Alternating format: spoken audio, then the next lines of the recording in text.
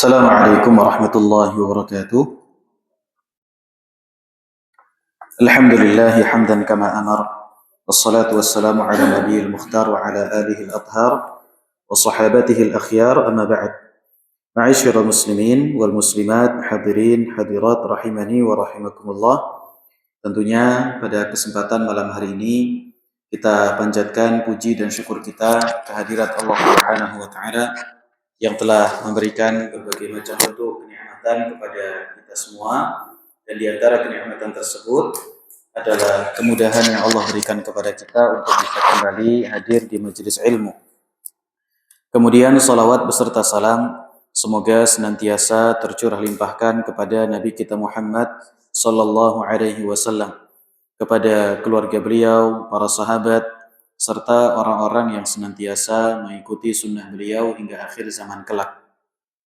Ma'asyiral muslimin wal muslimat, hadirin rahimani wa rahimakumullah. Materi yang akan kita bahas adalah tentang ilmu Al-Quran, tentang ulum Al-Quran. Dan buku yang akan kita kaji adalah Al-Bidayah fi Ulumil Quran. Perkara-perkara yang mendasar yang berkaitan dengan ilmu Al-Quran. Pembahasan ini, ma'asyiral muslimin, adalah pembahasan yang sangat penting, sepenting Al-Quran bagi kehidupan kita. Ya, sepenting Al-Quran bagi kehidupan kita. Taib, ma'asyiral muslimin rahimani wa rahimakumullah, sebelum kita masuk ke dalam pembahasan ilmu Al-Quran, ada beberapa hal yang berkaitan dengan muqaddimah ilmu Al-Quran yang penting untuk kita ketahui. Jadi sebelum kita masuk ke dalam materi pembahasan kita, ada beberapa poin penting yang layak bagi kita untuk kita ketahui terkait tentang ilmu Al-Quran. Kita beri judul materi kita yaitu berkaitan dengan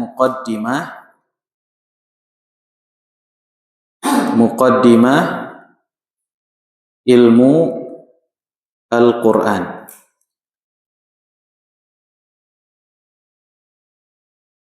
Kita akan membahas beberapa poin penting yang berkaitan dengan muqaddimah dari ilmu Al-Quran.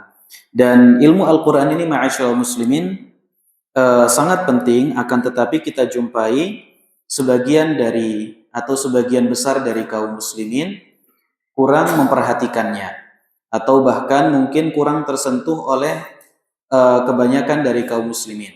Seringkali yang menjadi fokus adalah ilmu tafsir. Padahal nanti akan kita sebutkan bahwa ilmu tafsir dengan ilmu Al-Quran adalah dua hal yang penting untuk kita ketahui tentang korelasi antar keduanya. Ya, korelasi antar keduanya. Ma'asyiral muslimin rahimani wa rahimakumullah. Poin pertama yang penting untuk kita ketahui terkait tentang ilmu Al-Quran adalah bahwa ilmu Al-Quran di dalam istilah para ulama dikenal dengan ulumu Al-Quran. Ulum Al-Quran. Ulum Al-Quran. Ulum merupakan bentuk jamak, bentuk plural dari kata ilmun. Jadi terdiri dari dua kata. Kata yang pertama adalah ulum, yang kedua adalah Al-Quran. Ulum merupakan bentuk plural dari kata ilmun, yang artinya adalah ilmu.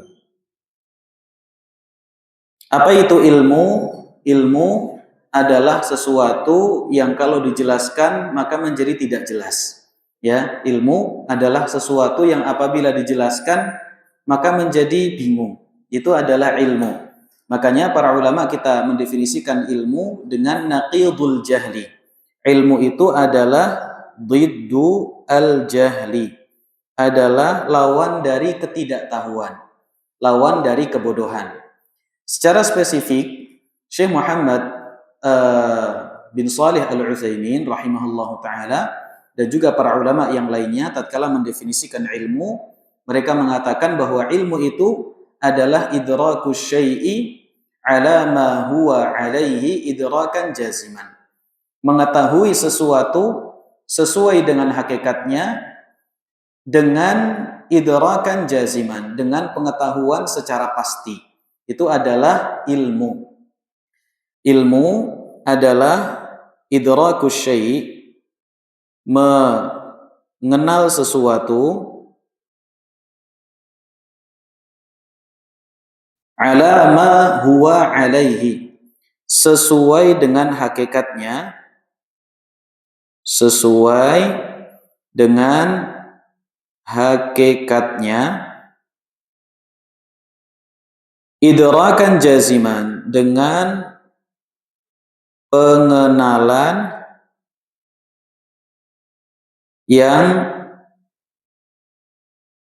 pasti. Ini adalah definisi dari ilmu. Yang mana sebenarnya kalau kita definisikan dengan definisi seperti ini mungkin akan lebih membuat bingung. Makanya tadi kita sebutkan bahwa ilmu adalah apabila didefinisikan maka akan menjadikan seseorang lebih bingung. Ya, makanya para ulama kita lebih memilih untuk mendefinisikan ilmu dengan naqidul jahal, lawan dari ketidaktahuan. Ya, lawan dari ketidaktahuan. Jadi ulum adalah jamak dari kata ilm. Bentuk plural dari kata ilm. Jadi kalau ilmun adalah satu ilmu, adapun ulum adalah banyak ilmu. Al-Quran adalah firman Allah Subhanahu wa ta'ala. Al-Quran seperti yang sudah sering kita sebutkan adalah kalamullah, adalah firman Allah Subhanahu wa ta'ala. Al-munazzalu ala rasulihi wa khatami anbiya'ihi, yang Allah Subhanahu wa ta'ala turunkan kepada rasulnya dan juga kepada penutup dari nabinya. Al-mabdu'u bi suratil Fatihati al-makhtumu bi suratin Nas, yang diawali dengan surat Al-Fatihah dan ditutup dengan surat An-Nas. Ya, al-muta'abbad bitilawatihi, yang seseorang itu dianggap beribadah dengan membacanya. Al-munazzalu al-marwiyu tawaturan, yang diriwayatkan secara mutawatir. Ini adalah definisi dari Al-Qur'an. Nanti insyaallah di sela-sela pembahasannya kita akan lebih rincikan definisi dari Al-Qur'an. Ya, definisi dari Al-Qur'an. Taib, ini adalah yang berkaitan dengan apa? Berkaitan dengan ulumul Quran. Jadi ilmu yang akan kita bahas adalah satu disiplin ilmu yang masyhur di kalangan para ulama yang dikenal dengan ulum Al-Quran. Ya, ulum Al-Quran. Taib, ini adalah poin yang pertama. Poin yang kedua, ma'asyiral muslimin rahimani wa rahimakumullah, yang penting untuk kita ketahui adalah definisi ulumul Quran sebagai definisi sebagai bidang ilmu tersendiri. Jadi tadi kita mendefinisikan ulum dan juga mendefinisikan Al-Quran. Apa itu ulum, apa itu Al-Quran. Sekarang kita perlu mengetahui apa yang dimaksud dengan ulumul Quran. Apa itu yang dimaksud dengan ulumul Quran. Para ulama kita mengatakan, seperti yang disebutkan oleh Az-Zurqani dan para ulama yang lainnya, Az-Zurqani dalam Manahilul Irfan, beliau mengatakan bahwa yang dimaksud dengan ulumul Quran adalah pembahasan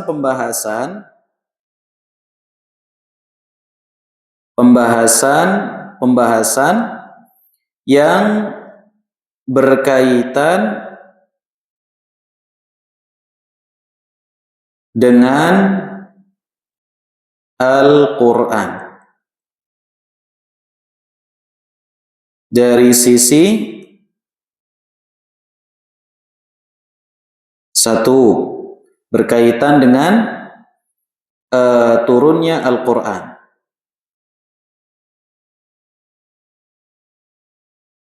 Turunnya Al-Quran.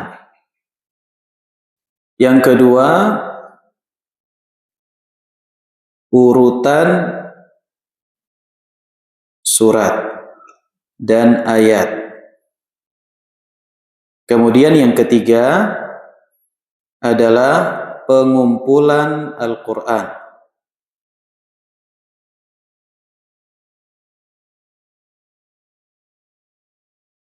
Yang keempat, penulisan Al-Quran.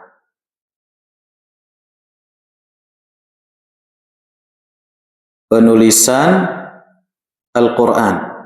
Kemudian yang kelima adalah tata cara baca. Kemudian yang keenam adalah penafsiran. Kemudian yang ketujuh adalah berkaitan dengan i'jaz. I'jaz dari Al-Quran. Yang kedelapan berkaitan dengan bantahan terhadap syubhat seputar Al-Quran. 9 dan lain-lain. Baik. Ini adalah definisi ilmu Al-Quran. Ilmu Al-Quran itu adalah pembahasan-pembahasan mabahis tata'allaqu bil Qur'anil Karim. Adalah pembahasan-pembahasan yang berkaitan dengan Al-Quranul Karim min nahiyati nuzulihi. Dari sisi apa? Dari sisi turunnya Al-Quran. Jadi di dalam ulumul Quran itu akan dibahas tentang bagaimana turunnya Al-Quran.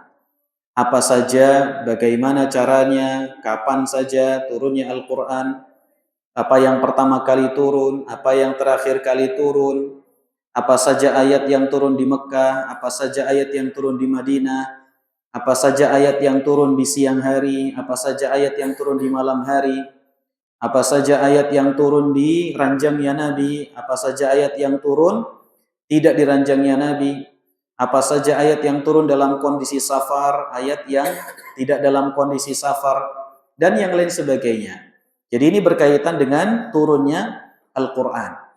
Dan ini sangat penting karena mengetahui kapan turunnya Al-Quran nanti akan berpengaruh terhadap bab nasikh dan mansukh. Nasikh artinya ayat yang menasakh, ayat yang menghapus hukum dari ayat yang turun sebelumnya. Ya, ayat yang turun sebelumnya. Tidak mungkin seseorang bisa mengetahui bahwa ayat ini dinasakh, dihapus hukumnya, atau ayat ini menghapus hukum sebelumnya, kecuali apabila dia mengetahui tentang urutan dari turunnya ayat-ayat Al-Quran, ya, ayat-ayat Al-Quran. Dan banyak sekali fase Allah Subhanahu wa taala memberikan hukum terhadap khamar tidak dalam satu hukum saja, akan tetapi ada beberapa turunan. Ada fase A, fase B, fase C, dan yang lain sebagainya. Demikian pula dengan ibadah-ibadah yang lainnya, tidak dalam satu hukum yang sama. Kemudian urutan surat dan ayat. Di dalam ulumul Quran, seseorang juga akan membahas tentang ayat-ayat yang Allah turunkan dan surat-surat yang Allah turunkan. Apa itu definisi surat? Apa definisi ayat? Kemudian berkaitan dengan apakah urutan surat dalam Al-Quran itu adalah sesuatu yang tauqifiyah ataukah tidak? Itu juga dibahas dalam ilmu Al-Quran. Demikian pula dengan pengumpulan Al-Quran. Ayat-ayat yang dikumpulkan oleh para sahabat Nabi SAW, bagaimana prosesnya pada zaman dahulu, sehingga dikumpulkan menjadi satu buku, dan sampai kepada masa kita sekarang itu berkaitan dengan pengumpulan Al-Quran. Kemudian yang berikutnya adalah penulisan Al-Quran.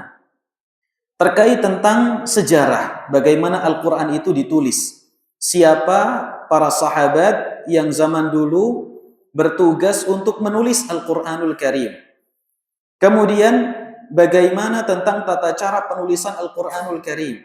Yang kalau kita perhatikan ma'asyiral muslimin, penulisan Al-Quran sedikit berbeda dengan penulisan bahasa Arab secara umum. Ya, jadi ada lafaz-lafaz tertentu yang secara bahasa Arab mungkin ada sedikit perbedaan, ya, yang kemudian kita kenal dengan Ar-Rasmul Utsmani, tata cara penulisan Al-Quran yang sesuai dengan kebijakan yang telah ditetapkan oleh Utsman ibn Affan. ya, dan itu berbeda antara satu dengan yang lainnya. Kemudian tata cara baca Al-Quran yang kemudian kita kenal dengan ilmu qiraat.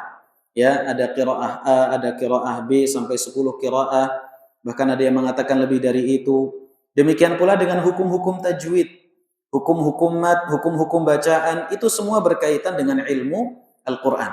Jadi sebenarnya ilmu tajwid itu adalah ilmu yang tidak lepas dari ilmu Al-Quran.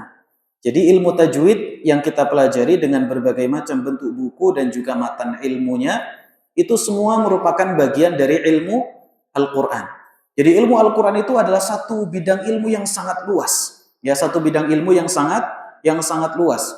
Bahkan para ulama kita tatkala menulis kitab-kitab yang berkaitan dengan ilmu Al-Quran, mereka menulis dengan jilid-jilid yang tebal. Al-Imam As-Suyuti rahimahullahu taala dalam kitab beliau Al-Itqan fi Ulumil Quran, ya, tercetak dengan 4 jilid. Ada yang tercetak dengan 3 jilid. Itu semuanya berkaitan dengan ilmu Al-Quran. Al-Imam Ibnu Jauzi rahimahullahu taala dalam kitab beliau Fununul Afnan fi Ulumil Quran juga dengan kitab yang sangat panjang. Demikian pula Az-Zarkashi rahimahullahu taala tatkala menulis Ulumul Quran juga menulis dengan tulisan yang sangat panjang, sangat lebar. Ya, karena ilmu Al-Quran itu tidak hanya terbatas pada tajwidnya saja, pada sisi penulisan saja, bagaimana mengumpulkan Al-Quran dan yang lain sebagainya, tapi semua hal yang berkaitan dengan Al-Quran. Maka dari sini kita tahu apa keterkaitan antara ilmu tajwid dengan ilmu Al-Quran. Jadi ilmu tajwid itu merupakan sebagian kecil dari ilmu Al-Quran. Ilmu qiraah itu merupakan bagian dari ilmu Al-Quran, ya, bagian dari ilmu Al-Quran.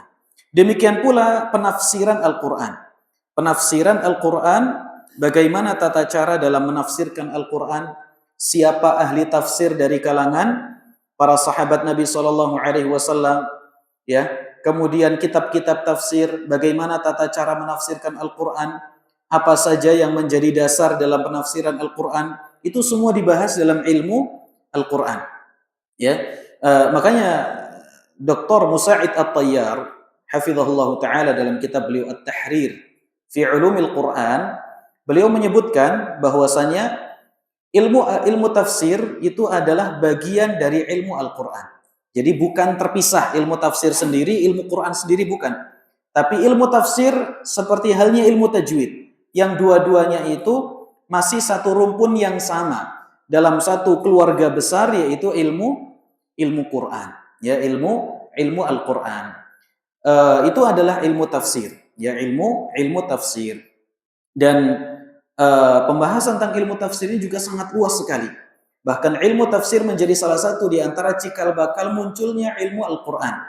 Makanya para ulama kita menyebutkan, ya, di antaranya adalah Syekh Abdul Karim Al-Lahim rahimahullahu taala. Beliau menyebutkan bahwa awal-awal munculnya ilmu Al-Quran itu adalah dipelopori oleh para ulama, para tabi'in, para tabi'ut tabi'in yang hidup di abad ke-200 Hijriyah, tatkala mereka menulis tentang tafsir Al-Quran, ya, menulis tentang tafsir Al-Quran.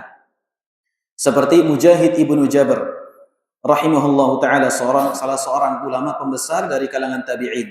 Kemudian Atha Ibnu Abi Rabah, salah satu di antara ulama yang juga mempelopori penulisan Al-Quran, ya, penulisan tafsir Al-Quran yang saat itu masih bercampur dengan riwayat-riwayat hadis, ya. Kemudian muncullah Al-Imam Ibnu Jarir At-Tabari rahimahullahu taala, di mana beliau mengumpulkan semua riwayat-riwayat tadi dan diletakkanlah ke dalam satu kitab tafsir yang kemudian beliau beri judul Jami'ul Bayan an Ta'wili Ayil Quran, ya. Semuanya itu adalah tafsir Al-Quran, akan tetapi berisi riwayat, ya, berisi riwayat. Tidak seperti kitab-kitab tafsir seperti tafsir Ibnu Katsir, atau tafsirnya Al-Imam Syaukani, atau tafsirnya Syekh As-Sa'di rahimahullahu taala. Jadi itu tafsir-tafsir yang sudah terisi di dalamnya ucapan dari penulisnya. Adapun Al-Imam Ibnu Jarir At-Tabari yang kemudian beliau dikenal dengan Imamul Mufassirin, imamnya para ulama ahli tafsir. Beliau menulis tafsir tapi isinya adalah riwayat. Ya, isinya adalah riwayat. Jadi ilmu tafsir merupakan bagian dari ilmu Al-Qur'an. Demikian pula i'jaz. I'jaz itu artinya adalah mengetahui sisi kemu'jizatan dari Al-Qur'an, ya. Jadi tatkala kita membahas ilmu Quran, ulumul Quran, kita juga membahas tentang bagaimana sisi-sisi dari kemu'jizatan Al-Qur'anul Karim. Dan sisi kemu'jizatan Al-Quran ada dua. Dari sisi lafadz, dari sisi makna. Dari sisi lafadz dan juga dari sisi makna. Pemilihan kata, penyusunan kata, ya, semuanya itu menunjukkan tentang i'jaz, sisi kemu'jizatan Al-Quran. Meskipun dulu pernah kita sampaikan bahwa istilah mu'jizat itu bukan istilah syar'i. Dipelopori pertama kali oleh orang-orang Mu'tazilah. Orang-orang Mu'tazilah mereka menamai mu'jizat. Padahal sebenarnya yang lebih syar'i adalah istilah al-ayatul kubra. Ya, al-ayatul kubra ini istilah yang lebih syar'i untuk menyebutkan tentang sisi kemu'jizatan dari Al-Qur'anul Karim. Ya, makanya lafadz i'jaz disebutkan oleh para ulama yang pertama kali dipelopori oleh orang-orang Mu'tazilah, ya, orang-orang Mu'tazilah, disebutkan oleh Syekh Shalih Al-Utsaimin hafizahullahu taala. Kemudian yang berikutnya adalah bantahan terhadap syubhat yang berkaitan dengan Al-Qur'an. Orang yang belajar Al-Qur'an, dia akan mengetahui kaidah-kaidah untuk membela Al-Qur'anul Karim, ya, untuk membela Al-Qur'an Al-Karim, ya. Banyak sekali syubhat. Bahkan di setiap kitab-kitab tafsir atau mungkin kitab-kitab ilmu Al-Qur'an sendiri tidak lepas dari syubhat. Tidak lepas dari syubhat. Contoh misalnya apabila penulisnya terpapar dengan akidah-akidah Asy'ariyah, ya, seperti kitab Al-Itqan fi Ulumil Quran karya Al-Imam As-Suyuti rahimahullahu taala, salah satu di antara kitab yang menjadi rujukan dari para ulama dalam membahas ilmu Al-Qur'an. Nah, kalau kita perhatikan dalam pendefinisian Al-Imam As-Suyuti rahimahullah tentang Al-Qur'an, beliau mengatakan bahwa Al-Qur'an itu turun dari mana? Turun dari Lauhul Mahfudz. Jadi Al-Qur'an turun dari Lauhul Mahfudz kepada Nabi Muhammad SAW. Apa bedanya dengan Ahlu Sunnah wal Jamaah? Ahlu Sunnah mengatakan Al-Qur'an itu selain disampaikan oleh Allah, kemudian dimasukkan ke dalam Lauhul Mahfudz, per ayatnya Allah Subhanahu wa taala sampaikan kepada malaikat Jibril kepada Nabi Muhammad SAW. Kenapa para ulama yang menulis ulumul Quran tatkala mendefinisikan Al-Quran itu adalah firman Allah yang Allah turunkan dari Lauhul Mahfudz? Itu semua untuk meniadakan sifat kalam bagi Allah Subhanahu wa taala. Jadi mereka sejak awal menolak menetapkan sifat kalam. Allah berbicara itu adalah sesuatu yang tidak mungkin bagi mereka semua, ya. Jadi bagaimana dengan sifat 20 yang ada nama kalamnya? Kan apa namanya? Wujud, qidam, baqa, mukhalafatun lil hawaditsi, qiyamuhu bi nafsihi, wahdaniyah, qudrah, iradah, ilmun, haya, sama, basar, kalam. Ada salah satu sifat yang juga ditetapkan oleh Asy'ariyah yaitu sifat kalam. Mereka juga menetapkan sifat kalam, Allah berbicara. Tapi yang dimaksud adalah Allah berbicara di dalam jiwanya. Allah tidak berbicara dengan suara dan Allah tidak berbicara dengan huruf. Berbeda dengan Ahlu Sunnah wal Jamaah, para ulama kita menetapkan bahwa Allah berbicara dengan suara dan Allah berbicara dengan huruf yang didengar oleh malaikat Jibril, kemudian diturunkan oleh siapa? Malaikat Jibril kepada Nabi Muhammad SAW. Asy'ariyah mereka mengatakan Allah berbicara di dalam jiwanya, diterjemahkan oleh malaikat Jibril. Ya, diterjemahkan oleh malaikat Jibril. Jadi Al-Qur'an itu kesimpulan akhirnya bukan firman Allah. Adapun penyebutan bahwa Al-Qur'an firman Allah adalah sebagai bentuk kiasan.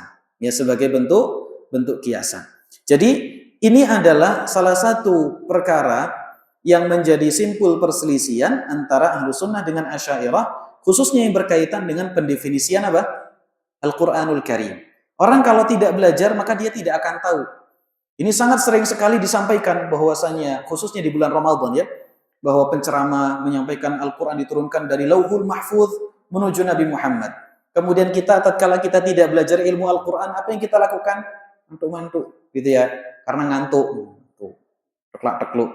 Baik. Jadi kalau kita tidak belajar, kita tidak akan tahu, ya, tidak akan tahu. Kemudian yang kesembilan adalah DLL dan lain-lain. Menunjukkan bahwa pembahasan ilmu Al-Quran itu sangat panjang, ya, sangat panjang.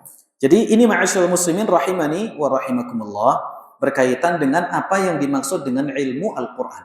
Berangkat dari sini ma'asyiral muslimin rahimani wa rahimakumullah, kita mengetahui dua hal. Yang pertama, inti dari pembelajaran atau inti dari Al-Quran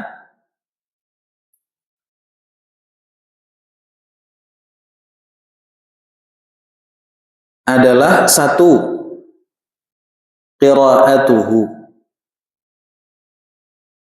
membacanya. Yang kedua, fahmu ma'anihi,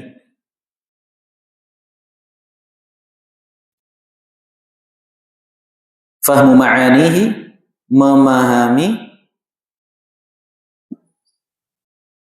maknanya. Kemudian yang ketiga adalah al-amalu bihi, yaitu mengamalkannya. Ini adalah inti. Ilmu Al-Quran membahas tiga-tiganya. Ya, ilmu Al-Quran membahas tiga-tiganya. Kalau kita hanya belajar tajwid, maka kita hanya membahas tentang apa? Tata cara di dalam membacanya saja. Adapun kalau kita bahas tafsir, maka kita hanya mengetahui tentang maknanya saja. Kalau kita bahas hukum-hukumnya, maka kita hanya membahas tentang pengamalannya saja. Dan seorang mukmin tatkala dia mempelajari Al-Quran, yang harus dia tuju adalah ketiganya, yaitu bagaimana seorang mukmin itu dia bisa benar di dalam membaca Al-Quran, dia bisa benar di dalam memahami Al-Quran, dan dia bisa lurus di dalam mengamalkan Al-Quran. Dan semua ini adalah menjadi objek kajian dari ilmu Al-Quran, objek kajian, objek bahasan dari ilmu Al-Quran. Nah, ini adalah poin yang pertama. Kemudian yang kedua, ma'asyiral muslimin, dari sini dapat kita ketahui tentang korelasi antara ilmu tajwid dengan ilmu Al-Quran dan ilmu tafsir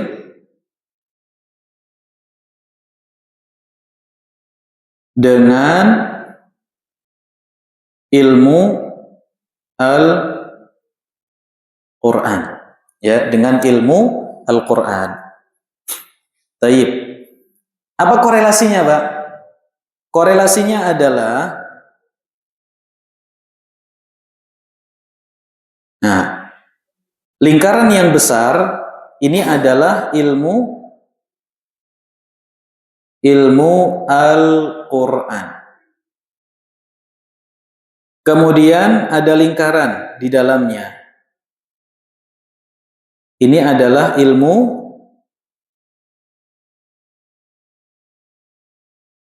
tajwid. Kemudian lingkaran berikutnya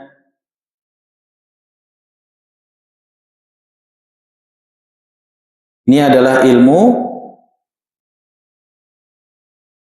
tafsir.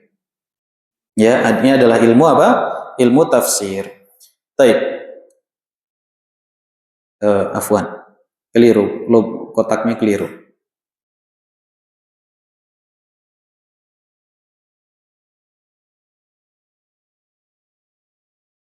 Nah, ini adalah ilmu tafsir. Baik. Kemudian di sini ada jalur yang bertemu antara ilmu tafsir dengan ilmu Al-Quran. jalur pertemuan antara ilmu tajwid, ilmu tahsin, ilmu qiraat dengan ilmu tafsir. Karena bisa jadi seseorang itu berbeda di dalam qiraah dan yang akan mempengaruhi terhadap perbedaan di dalam penafsiran Al-Qur'an, ya, penafsiran Al-Qur'an. Nah, jadi ilmu tajwid itu adalah ilmu tersendiri. Ilmu tafsir adalah ilmu tersendiri. Kedua-duanya merupakan bagian dari ilmu Al-Qur'an. Dan antara ilmu tajwid serta ilmu tafsir memiliki apa, Pak? Memiliki keterkaitan. Seseorang bisa jadi dia berbeda di dalam menafsirkan satu ayat tatkala terjadi perbedaan di dalam apa? Tatkala terjadi perbedaan di dalam bacaan satu qiraah dan yang lain sebagainya. Nah, baik. Contoh misalnya tatkala Allah Subhanahu wa taala mengatakan wa 'alal ladzina yutiqunahu fidyah. Lafaz yutiqunahu, apa makna dari yutiqunahu? Ada banyak sekali perbedaan di kalangan para ulama tentang makna yutiqunahu, disebutkan secara rinci oleh Syaukani rahimahullahu taala dalam kitab beliau Fathul Qadir. Nah, ini menunjukkan bahwasannya ilmu tafsir memiliki keterkaitan dengan ilmu qiraah, dengan ilmu tajwid dan yang lain sebagainya. Meskipun antar keduanya itu memiliki tujuan yang berbeda. Ilmu tajwid membahas tentang tata cara baca. Ilmu qiraah membahas tentang tata cara baca. Sedangkan ilmu tafsir berkaitan dengan makna. Meski demikian, untuk memaknai Al-Quran juga perlu untuk diperhatikan tentang bagaimana tata cara di dalam membacanya. Ana berikan contoh. Tatkala Allah Subhanahu wa taala berfirman tentang apa, Pak? Tentang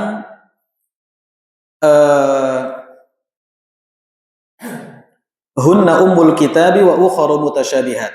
Fa ammal ladzina fi qulubihim zayghun fayattabi'una ma tashabaha minhu ibtigha'al fitnati wa ibtigha'a ta'wili. Allah mengatakan wa ma ya'lamu ta'wilahu illallah. Kan kita wakafnya biasanya di sini ya, Pak, ya. Kemudian warrasikhuna fil ilmi.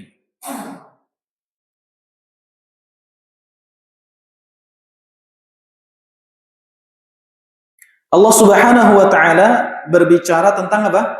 Berbicara tentang al-muhkam, ayat yang muhkam dan ayat yang mutasyabih.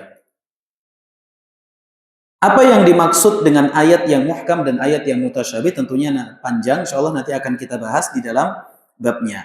Allah mengatakan wa ma ya'lamu ta'wilahu illallah.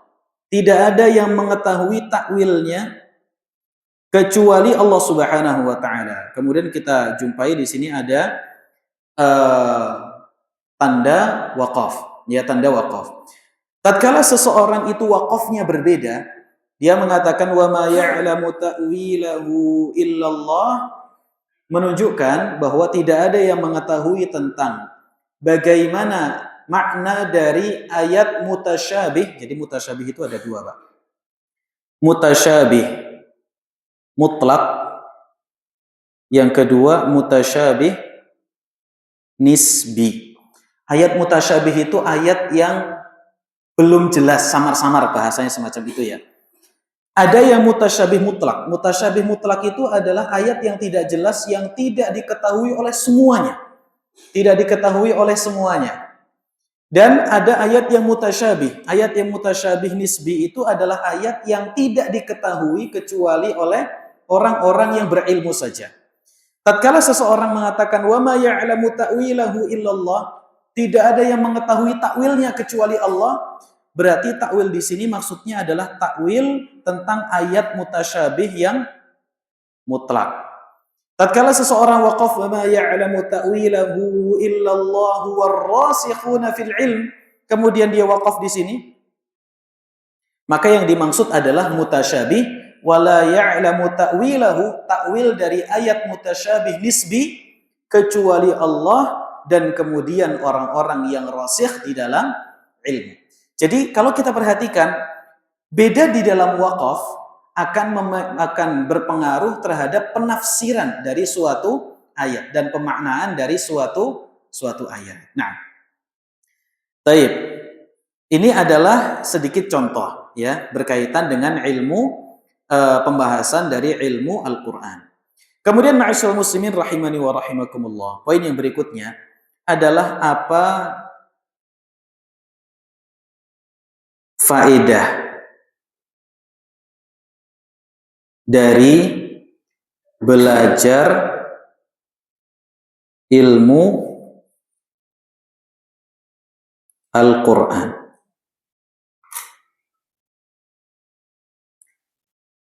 Apa faedah dari belajar ilmu Al-Qur'an? Jawabannya yang paling ringan. Kalau tidak ada kesibukan yang kita lakukan kecuali dengan belajar ilmu Al-Qur'an, meskipun itu tidak kita fahami secara maksimal, maka sudah pasti itu adalah kebaikan yang sangat besar. Itu jawabannya, poin pertama, Pak. Alah, belajar orang mudengnya mending orang belajar. Salah. Daripada nganggur orang belajar, mending belajar tapi orang nganggur, jelas. meskipun tidak paham, ya, tidak belajar atau tidak paham belajar, Pak. Tidak paham belajar. Cuman kan orang kadang-kadang mikirnya beda ya, Pak ya. Alah, orang mudeng gua apa, ya. Orang mudeng gua apa, padahal ada satu pelajaran yang sering disebutkan oleh para ulama. Membaca dan belajar itu tidak akan serta-merta dapat mengubah karakter penguasaan ilmu seseorang. Jadi orang itu akan bisa paham tidak serta-merta tatkala dia mulai belajar saknyet itu tidak mungkin. Jadi akan melalui proses. Kadang-kadang tahun ini dia tidak paham, tahun depan tidak paham, tahun berikutnya lagi tidak paham. Tapi karena sudah ada akumulasi pengalaman, akhirnya di tahun ketiga, pembahasan-pembahasan yang sebelumnya tidak dia pahami, dia bisa paham. Dia bisa apa? Dia bisa paham. Makanya bukan kalau orang nggak paham terus berhenti belajar, tidak. Ya justru kalau dia tidak paham harus ditambah lagi intensitas belajarnya. Harus lebih bersemangat lagi. Makanya Al-Imam Ali ibn Hamzah Al-Kisai, salah seorang di antara ulama yang juga menulis di dalam Gharibul Quran, ya, Gharibul Quran abad 300-400 Hijriyah. Dulu pernah saya sampaikan, beliau adalah ahli dalam dua bidang ilmu. Ahli dalam nahwu, ahli di dalam qiraah. Ya, ahli dalam nahwu, ahli dalam qiraah. Disebutkan bahwa Ali bin Hamzah Al-Kisai, Imam Al-Kisai rahimahullahu taala, beliau pernah belajar nahwu itu ngambek, ya. Kenapa? Enggak paham-paham. Coba bayangkan, Pak. Wong Arab belajar nahwu pramudeng. Apa ora mending awake dhewe, Pak? Kan kalau kita kan memang bukan orang Arab kan gitu ya. Jadi kalau kita nggak paham apa? Wajar, ya. Kayak anak dewasa tandingan sama anak kecil, kalau kalah apa? Wajar. Tapi kalau sampai menang, Pak. Nah, kalau sampai menang kan luar biasa. Ya, subhanallah. Bukan orang Arab ngomongnya pakai bahasa Jawa, tapi nahwu sorofnya pinter. Nah, ini luar apa? Luar biasa. Punya indera keenam. Karena dia bisa mengetahui sesuatu yang tidak bisa dilihat oleh manusia normal. Harokat itu kan nggak kelihatan, Pak. Kalau dia bisa menerawangkan berarti punya indera keenam. Aneh-aneh wahai. Baik. Jadi Al-Imam Al-Kisai rahimahullah ta'ala, sudahlah, saya karena nggak paham, sudah saya pulang aja. Begitu pulang, terus kemudian hujan di tengah jalan, niup. Kemudian dia lihat ada semut itu naik, bawa apa? Bawa makanan sambil digigit. Semut itu kan kalau bawa makanan bisa 3 kali lebih besar daripada postur tubuhnya. Naik dengan ketinggian, ketajaman yang curam. Bukan curam lagi, berdiri tegak. Kita aja nggak bisa, Pak. Ya, kecuali dengan alat bantu. Semut bisa bawa beban berat. Naik, jatuh lagi. Naik lagi lebih tinggi, jatuh lagi. Naik lagi lebih tinggi lagi, jatuh lagi. Terus sampai ternyata dia berhasil. Akhirnya beliau berpikir, kalau semut aja yang bebannya lebih besar berhasil, masa saya tidak? Akhirnya beliau balik lagi, mondok lagi, kemudian menjadi imam dalam apa namanya qiraah, ya, imam dalam qiraah dan juga imam di dalam nahwu. Yang kemarin sudah kita sempat singgung ucapan dari Imam Syafi'i yang dinukil oleh Imam Az-Zahabi dalam Sirr A'lamin Nubala. Kata beliau, man arada an yatabahhara fin nahwi fahuwa 'iyalun ilal kisai. Setiap orang yang pengen dia menjadi pintar luas dalam nahwu, maka dia perlu belajar kepada Imam Kisai rahimahullahu taala. Jadi ada proses yang harus apa? Harus dilalui. Enggak 1 tahun langsung bisa paham, 2 tahun langsung bisa paham. Bisa jadi nanti pahamnya kapan? Setelah 10 tahun, setelah 5 tahun, ya, setelah 3 tahun. Memang ada pelajaran yang Allah ingin berikan kepada kita. Apa faedah dari belajar ilmu Al-Quran? Yang paling utama, menyibukkan diri dengan ilmu syar'i. Itu yang sudah yang paling luar biasa. Ya, tatkala kita lebih memilih untuk sibuk dengan ilmu dibandingkan dengan nganggur, maka itu sudah salah satu di antara keutamaan yang besar, ya, bagi seorang mukmin. Kemudian yang kedua, ma'asyiral muslimin rahimani wa rahimakumullah. Apa keutamaan orang belajar ilmu Al-Quran? Adalah masuk, bukan masuk, ya, apa namanya bahasanya, keutamaan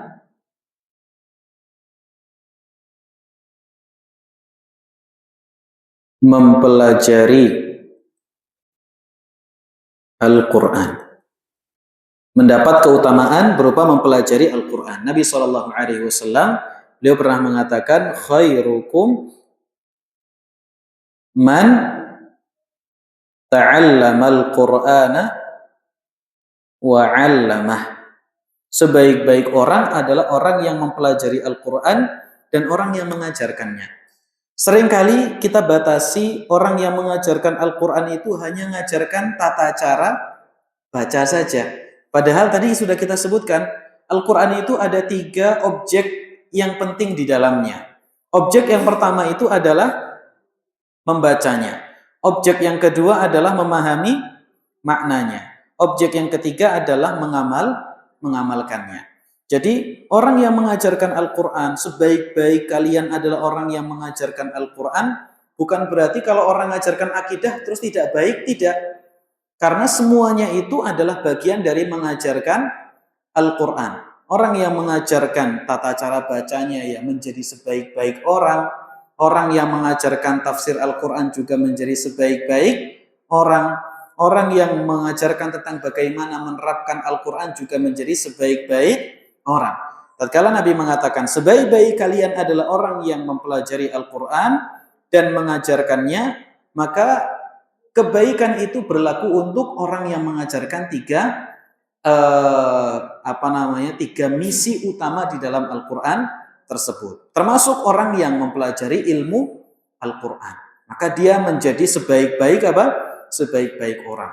Makanya ayat ini atau hadis ini menjadi salah satu motivasi kita, Pak. Sebaik-baik orang itu di sisi siapa, Pak? Sebaik-baik orang ini menjadi manusia yang paling baik itu di sisi siapa?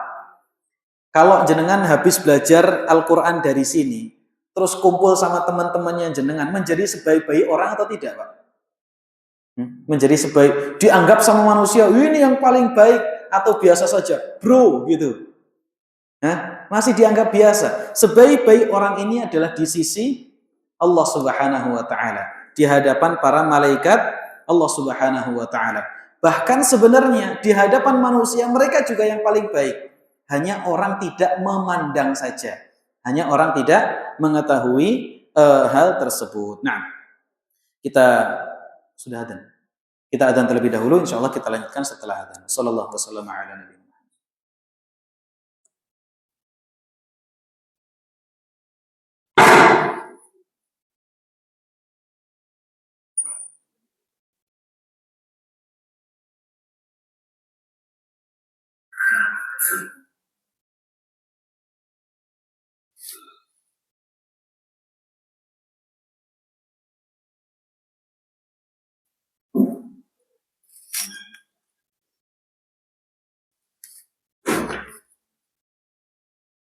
Allah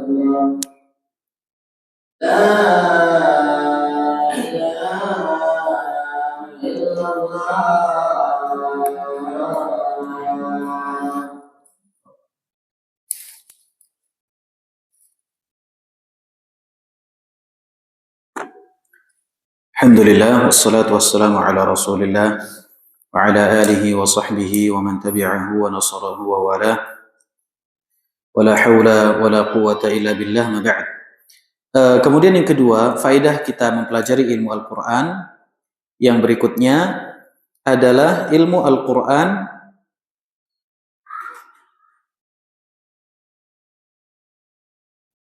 sebagai pintu gerbang memahami Al-Quran dari berbagai sisinya. Allah Subhanahu wa taala mengatakan wa'tul buyuta min abwabiha. Datangilah rumah itu dari pintunya, ya. Nggak boleh orang datang masuk rumah lewat apa? Atap. Lewat atap namanya ceblok, ya, jatuh dari pohon. Lewat jendela, ini tidak layak, tidak akan berhasil, tidak sopan juga. Allah mengatakan wa'tul buyuta min abwabiha. Datangi rumah itu lewat pintunya. Apabila seseorang itu masuk lewat pintu, dia akan masuk dengan terhormat, kemudian disenangi, kemudian disambut, ya, dan yang lain sebagainya. Jadi ma'asyiral muslimin rahimani wa rahimakumullah, tatkala seseorang itu masuk ke dalam Al-Quran lewat ulumul Quran, maka ibaratnya orang itu adalah masuk ke dalam rumah lewat pintunya, pintu yang telah disediakan. Itulah yang akan menjadi pintu kehormatan bagi dia untuk mengetahui seluruh apa yang ada di dalam rumah tersebut. Masuk lewat pintu depan, begitu ketemu ruang tamu, nanti dia akan akan masuk ke dalam ruang kamarnya, akan masuk ke dalam kamar mandinya, dapurnya, dan yang lain sebagainya. Jadi, tatkala seseorang mempelajari ilmu Al-Quran, dia akan mengetahui tentang bagaimana tata cara baca dari Al-Quran yang benar, ya. Kemudian yang kedua, dia akan mengetahui apa makna dari ayat-ayat Al-Quran. Kemudian yang ketiga adalah bagaimana cara di dalam menerapkan ayat-ayat tersebut. Baik ayat-ayat yang berkaitan dengan akidah, ayat yang berkaitan dengan hukum, dan yang lain sebagainya. Itu semua akan diperoleh apabila seseorang memahami ilmu tentang Al-Quranu Al-Karim. Kemudian yang berikutnya, ma'asyiral muslimin rahimani wa rahimakumullah, di antara faedah seseorang mempelajari ilmu Al-Qur'an adalah mengetahui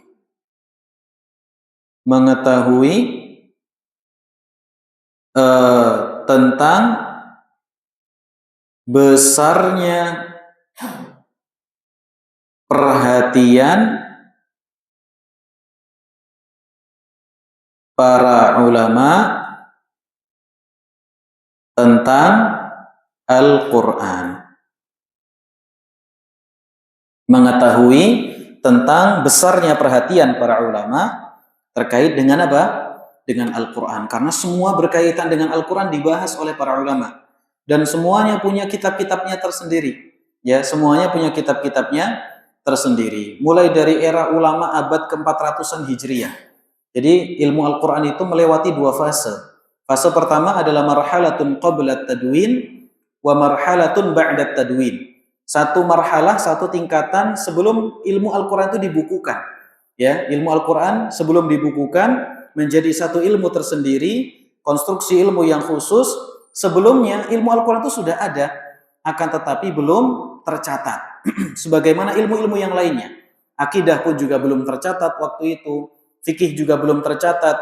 Jadi orang belajar di zaman itu dua, belajar Al-Quran, belajar hadis.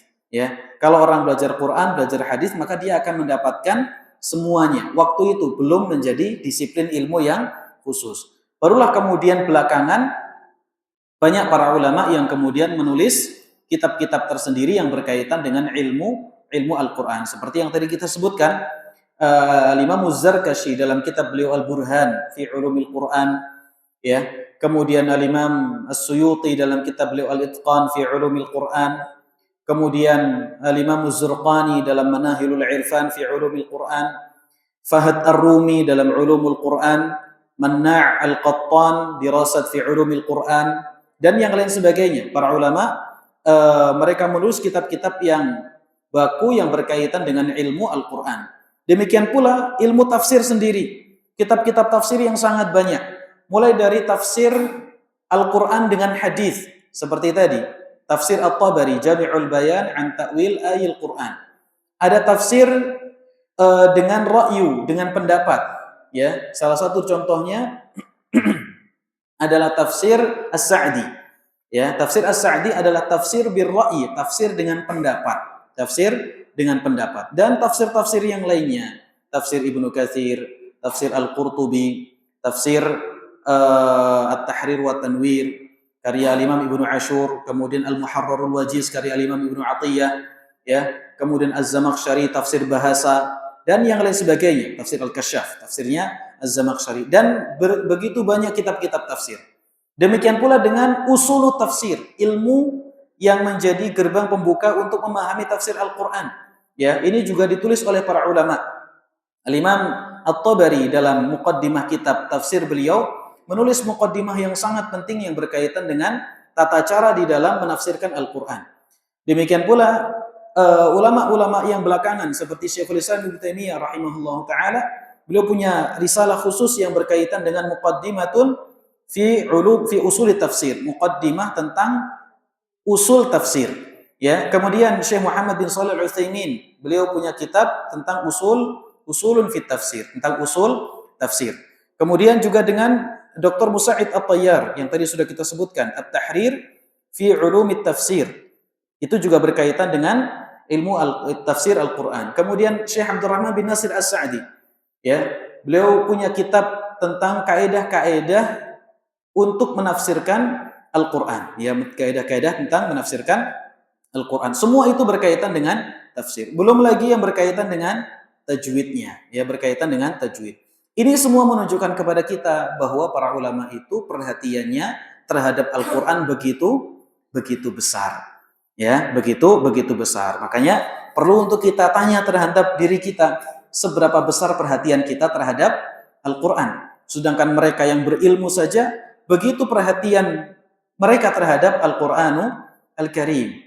Kita yang sudah disiapkan bukunya, sudah disiapkan kajiannya, sudah disiapkan ringkasannya, seberapa besar perhatian kita untuk mempelajari Al-Quranul Karim. Padahal tadi Nabi SAW sudah mengatakan khairukum man ta'allama al-Qur'ana wa 'allama. Kemudian yang terakhir ma'asyiral muslimin, di antara keutamaan seseorang pelajari ilmu Al-Quran adalah untuk membela Al-Quran. Untuk membela Al-Quran. Baik. Kemudian poin yang terakhir adalah apa hukum mempelajari ulumul Quran? Jawabannya adalah fardu kifayah. Ya, jawabannya adalah fardu kifayah. Jadi kita ini belajar sedang menggugurkan kewajiban dari orang lain. Enak gitu ya. Ya, jangan berpikiran seperti itu. Lebih enak kita yang Allah berikan kemudahan untuk Allah berikan hati kita terbuka untuk mau belajar. Ini duduknya kita sudah berpahala. Apalagi kalau kita faham yang kita pelajari juga sesuatu yang mulia, sesuatu yang utama. Ya, jangan kita berpikir enak ya. Kita yang belajar, mereka yang kewajibannya gugur. Ya, tidak demikian. Justru kita yang enak. Kita duduk di tempat yang nyaman, kedinginan pisan, ya kan? Belajar, ya semuanya sudah Allah Subhanahu wa taala berikan kepada kita. Ya, sudah dikasih fasilitas, kemudian pahala, kemudian ilmu. Ini semuanya adalah kebaikan yang orang itu layaknya ghibthah kepada kita. Tahu ghibthah ya, Pak? Ghibthah itu iri tapi di dalam apa? Dalam kebaikan. Baik. Tapi ada nggak yang iri sama kita, Pak? Kita paling yang iri ya. Ini kajiannya orang rampung-rampung, wirawiri, golek jajanan, golek panganan, kajiannya rampung-rampung. Kita yang iri ya, Pak. Baik, nah. Ini adalah sebagai muqaddimah, ma'asyiral muslimin rahimani wa rahimakumullah. Tentunya belajar kita seharusnya, ini juga kitab ini. Aunur Rahman fi Tahdhibi Ulumil Quran. Ini malah nggak tersebut. Ini termasuk juga kitab tentang Ulumul Quran. Ini yang tipis, Pak. Segini tipis. Yang akan kita bahas juga lebih tipis lagi insya Allah. Karena cuma beberapa halaman saja. Ya, beberapa halaman saja. Tapi yang akan kita pelajari ma'asyiral muslimin, ini kitabnya Al-Bidayah fi Ulumil Quran. Ini ada 60 halaman. Tapi tulisannya besar-besar. Nanti akan Ana carikan yang tulisannya kecil-kecil saja. Besar apa yang kecil, Pak? Oh, yang besar ding ya. Yang sedang. Taib. Afwan, malah yang kecil ya. Taib, nanti kita akan cetakkan ya Pak. Ini mau cetak sendiri-sendiri atau Ana yang cetakkan? Cetakkan aja ya. Taib, kita akan cetakkan dan dengan materi yang lain kita akan pesan beberapa kitab Pak. Yang pertama adalah ilmu Ulumul Quran. Terus yang kedua 100 hadis populer. Sudah pada punya belum Pak? Belum ya. Ana yang mesankan atau jenengan pesan sendiri? Pesenkan. Iki ustadz sing persiapan, ustadz sing ngajar, ustadz sing pesen sekalian. Tapi biayanya jangan ustadz juga ini ya. Ustadz biayanya juga sekalian. Baik. Apa tadi? Bidayah fi Ulumil Quran 100 hadis populer sama yang 4 Pak. Asmaul Husna. Ya kan kita kan jarang belajar Asmaul Husna ya. Kita akan belajar Asmaul Husna supaya kita kenal nama-nama dari Rabb kita. Jangan sampai kita meninggal dunia, tapi kita nggak kenal siapa yang telah memberikan rezeki sama kita. Terus yang terakhir adalah apa kemarin Pak? Tauhid ya. Tauhid kita pakai Kitabut Tauhid. Kita pakai Kitabut Tauhid insya Allah. Kalau Kitabut Tauhid sudah punya semua ya Pak? Belum juga. Ini pesankan Ana juga ya. Insya Allah kita pesankan. Baik, mungkin itu yang bisa kita bahas pada kesempatan malam hari ini. Sebelum kita tutup, ada yang mau ditanyakan jemaah? Tidak ada ya? Ya?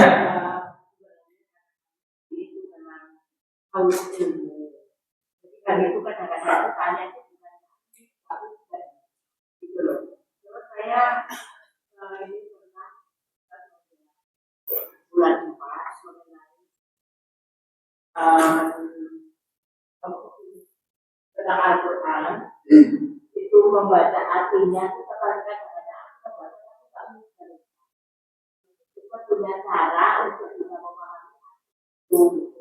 Nah ini yang pernah disampaikan oleh Ustaz bulan itu tentang surat Abasa. Itu ya saya tahunya tentang dua macam Rasulullah gitu aja. Tapi untuk yang selanjutnya ternyata kok ya bagus gitu bahwa Al-Quran itu dari lembaran-lembaran yang tinggi yang kemudian oleh karena itu. Terus yang lainnya kalau saya membaca itu kok nggak nyambung gitu loh. Nah, untuk menerjemahkan dan mana mungkin ada triknya atau mungkin ilmunya untuk bisa saya memahami. Baik, ini pertanyaan bagus Pak. Bapak-bapak juga mau nanya ini atau enggak Pak? Kepikiran enggak? Enggak ya Pak? Yang penting moco untuk pahala, mudeng yang penting untuk pahala. Pertanyaannya bagus tapi jawabannya agak sulit. Kalau memang untuk mentadaburi Al-Quran itu sebenarnya kita butuh banyak alat Pak. Ini yang anak nggak tega untuk nyebutkannya ya. Jadi untuk mentadaburi Al-Quran itu satu, kita butuh bahasa Arab. Terus yang kedua, kita butuh ilmu ulumul Quran seperti ini Pak. Nanti kita butuh ilmu usulul fikih. Usul itu kaedah, fikih itu pemahaman. Usul fikih itu artinya kaedah-kaedah untuk memahami dalil. Ya. Dan yang lain sebagainya. Jadi sebenarnya ada banyak perangkat untuk supaya kita bisa mentadaburi Al-Quran. Jadi tadabur itu bukan membaca terjemahan ya Pak. Tadabur itu adalah nilai plus dari mengetahui makna. Tadabur itu nilai plus dari mengetahui makna. Jadi tadabur itu bukan kita baca terjemahan. Itu termasuk di antara usaha untuk mentadaburi Al-Quran. Kalau kita sudah berusaha dalam kondisi satu, usia kita sudah tidak muda lagi. Kemudian yang kedua, kita sudah memiliki banyak tanggung jawab. Maka kita harus punya skala prioritas. Yang paling kita prioritaskan dalam kehidupan kita itu apa? Jelas yang pertama adalah yang paling wajib. Kemarin kita sebutkan yang paling wajib itu apa Pak? Al-Fatihah. Jadi Al-Fatihah ini usahakan kita benar bacanya, kita benar di dalam memahaminya, dan kita benar di dalam penerapannya. Tiga ini dimaksimalkan dulu di dalam Al-Fatihah. Bacanya benar, maknanya benar, cara menerapkannya juga benar. Bagaimana caranya untuk memahami? Sekarang banyak sekali fasilitas Pak, Bu. Jadi kita bisa mendengarkan kajian-kajian untuk bagaimana caranya kita memahami Al-Fatihah dengan baik dan juga benar. Terus langkah berikutnya adalah surat-surat yang sering kita baca. Diistilahkan dengan qisarul mufassal, surat-surat yang pendek. Kalau bisa kita belajar tahsinnya, kemudian kita belajar tafsirnya. Tentunya nanti akan masuk ke dalam pengamalan dari ayat Al-Quran tersebut. Jadi kalau kita bertanya bagaimana cara memahami Al-Quran, tentunya kita butuh banyak perangkat. Ya, kita butuh banyak perangkat. Tapi usahakan semaksimal yang kita miliki. Apa yang kita miliki kita gunakan untuk memahami dari ayat-ayat tadi. Baca terjemahan boleh atau tidak? Boleh. Tapi membaca terjemahan itu bukan berpahala pada setiap hurufnya. Yang berpahala setiap hurufnya itu adalah ayatnya. Adapun tafsirnya maka tidak. Kita mendapatkan pahala berupa usaha untuk memahami Al-Quran. Jalan sedikit-sedikit, ditelateni, ditekuni. Kalau seandainya kita belum sampai terus Allah wafatkan, semoga itu yang terbaik buat kita. Ya, semoga itu yang terbaik buat kita. Karena memang kita berjalan sesuai dengan takdir dari siapa? Dari Allah. Ketemunya ngaji ya sudah tidak mudah lagi. Yang jelas kita masih punya semangat. Nah, mungkin itu Bu. Jawabannya mungkin kurang terlalu logis, tapi semoga itu yang paling bisa memberikan penerangan. Nah, kita cukupkan sampai di sini. Ada lagi Pak? Nggak ada ya? Baik, kita cukupkan sampai di sini. Semoga Allah berikan taufik kepada kita semua. Wassallallahu wasallam ala nabiyina Muhammad. Subhanakallahumma wa bihamdika asyhadu an la ilaha illa anta astaghfiruka wa atubu ilaik. Assalamualaikum warahmatullahi wabarakatuh.